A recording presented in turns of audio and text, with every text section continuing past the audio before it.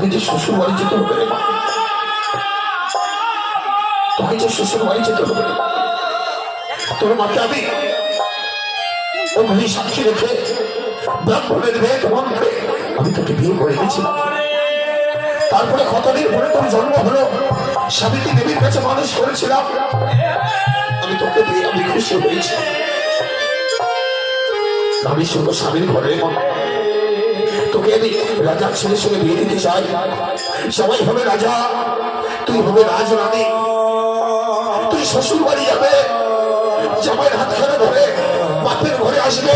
আমরা আশা হয়ে থাকবো, কত মনে চেয়ে থাকবো। মেয়ে আসবে, জামাই আসবে, কত আনন্দ হবে। বাবা আমি বিয়ে করবো না বাবা।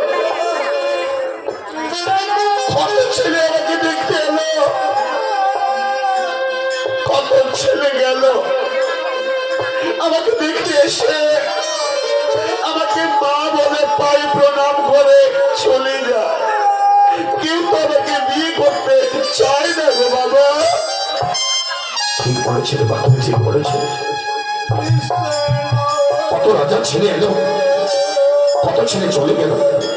তোর রূপ দেখে, তোর মনের কথা শুনে কেউ তোকে বিয়ে করার সাহস পাচ্ছে না রে মা। বাবা তাই তো তোমার হাত ধরে বলে বাবা, তুমি আমাকে বিয়ে কথা বলো না। আমি আর অপমান হতে চাই না। আমাকে রাজপুত্ররা দেখতে এসে আমার পায়ে ধরে প্রণাম করে মা বলে চলে যায়। আমি বিয়ে করবো না মানো মা, আমি বিয়ে করবো না ভাই, আমি বিয়ে করবো না।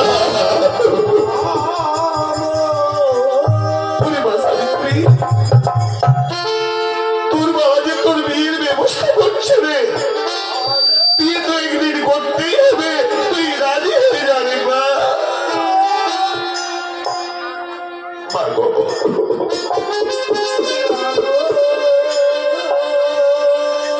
বাবা তুমি আমাকে বিয়ে দেবে তাই না? মা আমি তোকে বিয়ে দিতে চাই। বাবা তুমি যদি আমাকে বিয়ে দিতে চাও,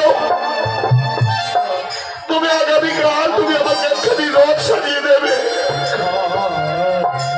রথে করে বসে সারথীকে নিয়ে আর আমার সুখী রাজেশ্বরীকে নিয়ে আমি রাজ্যে রাজ্যে ঘুরবো।